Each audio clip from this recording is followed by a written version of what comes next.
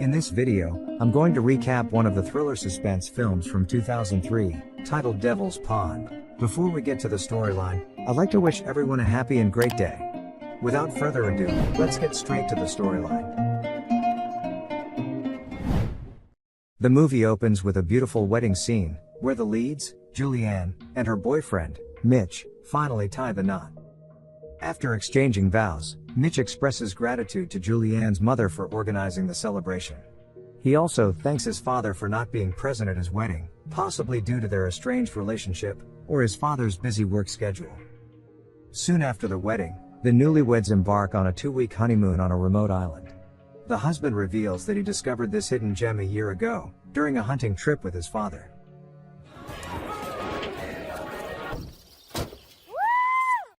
In fact, the island lacks modern facilities such as electricity, television, internet, and running water. It turns out that they'll be staying for 2 weeks at an old cottage, in the middle of a secluded lake.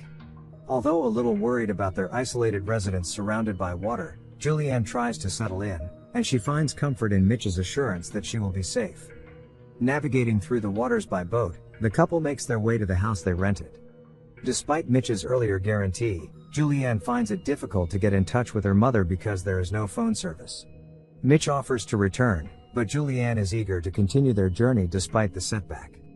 As they step into the rustic house, Julianne's gaze fixates on the inscriptions on the walls, written by Sr. Here she discovers a tradition where visitors mark their nights spent here with hash marks. Everything appears normal, until the following day, when Julianne awakens to witness Mitch putting his truck keys in a safe box, holding the key near him like a locket. Instead of questioning him, Julianne dismisses it and continues to cherish her time with her beloved. Being an art student, Julianne immerses herself in drawing. She wants to focus on her art studies before having a kid, and Mitch, being the understanding husband that he is, supports her decision. There's a scene where Julianne tries to step into the water, but she seems too frightened to go any further, so she decides to go back to the cabin. One day, when Mitch invites her to join him in the water, she declines, citing concerns about spoiling her makeup. No, I don't want to go in, Mitch. Get used to it. I put on my makeup and it's gonna get on. But when Mitch insists, she agrees to rest on a raft. As time passes, Julianne slips into slumber, unaware of the impending danger. Mitch heads inside the house to tend to some tasks, while we can see that the raft begins to leak. A frightening ordeal unfolds as Julianne unknowingly falls into the water, struggling to stay afloat. Mitch acts swiftly, rescuing her from the depths. It is then that Julianne discloses her fear of water and inability to swim, and so, Mitch expresses regret, stating he would have never brought her to this place if he had known about her phobia. The next day brings an air of strangeness as Julianne confronts Mitch about the locked safe box, and the reason behind securing his truck keys. Mitch brushes it off as a security measure, but annoyance creeps into his tone as he rebukes her, arguing that he never questioned her makeup choices, so she shouldn't interfere in his matters. Feeling upset by his odd behavior, Julianne retreats inside the house, while Mitch, recognizing his mistake, endeavors to make amends and expresses his apology by constructing an easel for her. Afterwards, Julianne joins him in venturing into the woods for a hunting expedition. She even proposes a trip to the nearby town for shopping and to contact her mother. However, Mitch seems preoccupied and disregards her conversation, focusing instead on setting up an animal trap. He is then startled to discover that Julianne has vanished without a trace, and he frantically searches for her, until he stumbles upon her gathering flowers. Mitch then leads her back to the house, and abandons their hunting plans. Julianne seems to be unable to sleep, as if she's already bored and lost in that place. The next day, she brings up the topic of returning home, stating that 10 days spent in the area's natural beauty is more than enough. Expressing her excitement to start their life together, she urges Mitch to leave as she also misses her mother, but to her surprise, Mitch bluntly responds that they cannot go back until their 2-week honeymoon period is over. Julianne struggles to understand Mitch's behavior as she continues insisting on going home, which leads Mitch to explode in anger, blaming her and her mother for ruining their honeymoon. Asserting that she must obey his orders, Mitch storms off to check his traps, enraging Julianne. Desperate to retrieve the truck keys locked in a safe box, she vents her frustration by throwing things around to calm herself down. After recognizing his mistake, Mitch returns to the house and sincerely apologizes to Julianne for his rude behavior. However, the next day presents another challenge when Julianne realizes that her birth control pills are missing from her bags. She confronts Mitch about it, but he is equally clueless. This sparks another heated argument between them, with Julianne insisting they return home since she cannot live without her pills, but Mitch believes being married means they can take chances on starting a family. As Julianne persists in her desire to return, Mitch's tone turns threatening, and he commands that Julianne listen to him and tells her that they are not leaving. Leaving!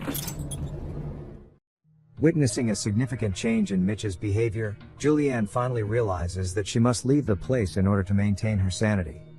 While Mitch heads out for hunting, she attempts to escape by stepping into the water, but her phobia prevents her from executing her plan.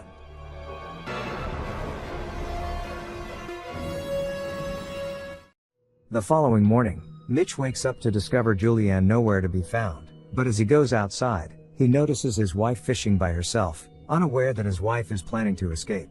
Taking advantage of her absence, he steals her artwork and tries to lock it away in the safe box, but Julianne arrives just in time and catches him red-handed.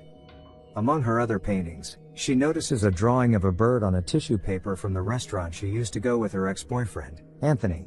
Considering that she and Mitch met outside that restaurant while he was waiting for a bus, Julianne suspects that it was not a mere coincidence, but that Mitch had been stalking her. Mitch defends himself by claiming that Julianne is a beautiful girl, and admits to seeing her near the restaurant a couple of times but denies any intent of stalking her. As it turns out, they've been out of town for 14 days, which causes another argument in which Julianne insists they go back to their house. However, Mitch again refuses, and it is at this point that Julianne points out that Anthony is better than him. Mitch's anger is triggered, and he resorts to physical abuse, pushing Julianne to the breaking point. Julianne strikes him on the head with a bottle, seizes the phone, and escapes to the woods using the boat. But here we see that Mitch is still able to walk and is even pursuing her by swimming.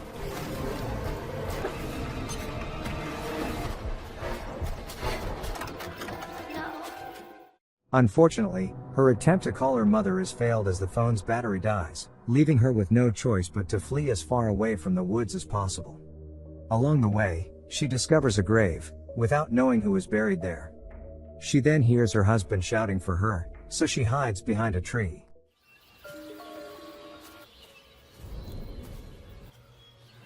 There you are.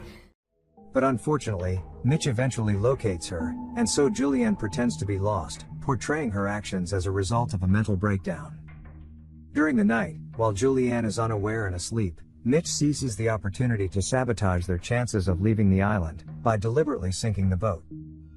The following day, when Julianne asks about the boat, he casually mentions that it may have sunk. Filled with anger, Julianne starts painting when she notices a boat cushion floating in the water.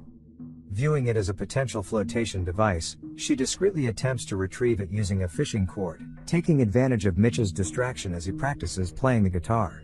Although Mitch becomes suspicious of her actions, Julianne successfully conceals the boat cushion before he can intervene. On the same day, Mitch takes his truck keys and makes his way towards the town, claiming that he has some work there. However, his true intention is to visit the grave Julianne had previously encountered. In a daring move to obtain the truck keys, Julianne spends the night with Mitch, waiting for him to fall asleep. Seizing the opportunity, she steals the key and successfully opens the safe box. To her surprise, she finds a letter inside that turns out to be the house deed, proving that Mitch is the sole owner of the property, and the earlier inscriptions she questioned were merely his last name, SR.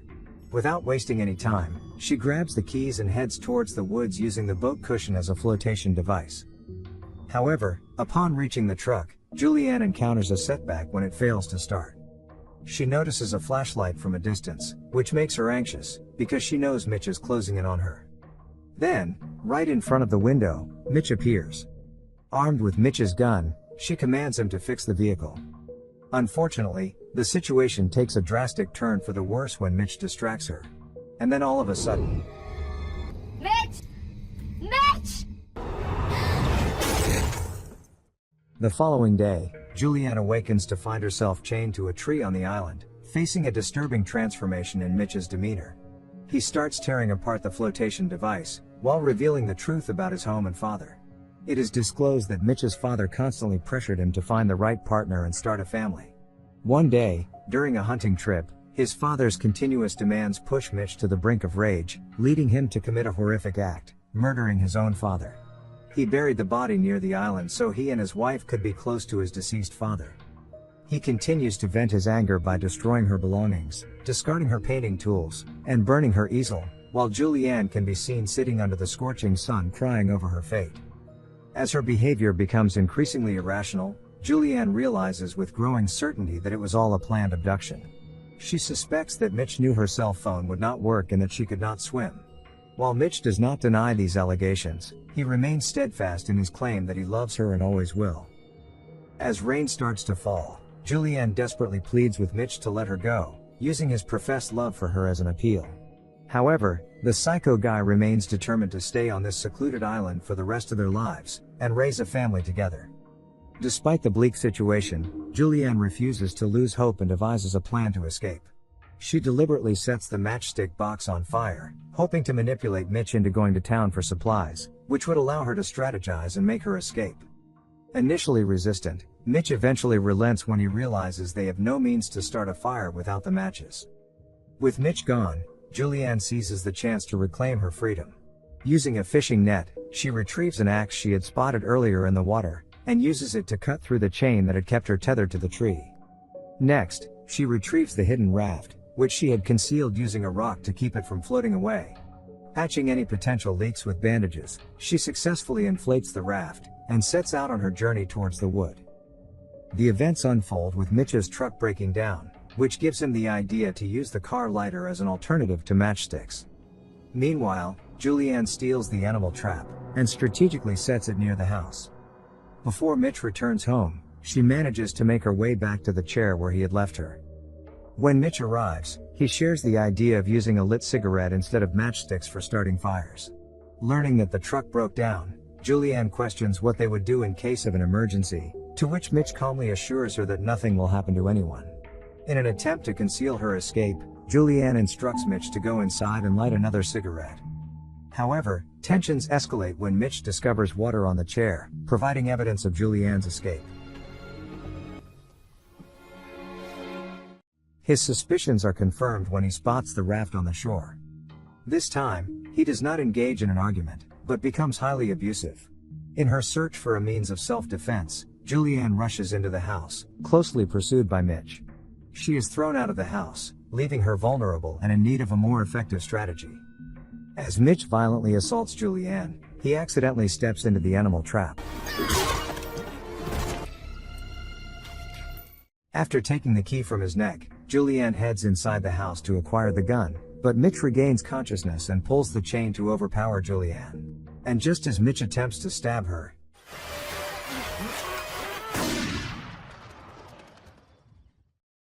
she ends up shooting Mitch's hand with a shotgun. Weakened and fallen to the ground, Mitch is rendered incapacitated. Instead of ending his life, Julianne unlocks the chain and secures it around the gun, placing it near Mitch so he can choose to end his suffering. She, however, cannot bring herself to do it. Overcoming her fear of water, Julia wades into the water and swims relentlessly until she reaches the opposite shore. Later, she hears a gunshot, indicating that Mitch has killed himself, seemingly unable to cope with the fact that he has lost Julianne forever due to his own abusive, controlling nature. Afterwards, Julianne is seen smoking a cigarette. In a powerful final act, she tosses her wedding ring into the truck, symbolizing her liberation from the torment she endured, and embarks on her journey towards the town to reunite with her family after bearing weeks of anguish.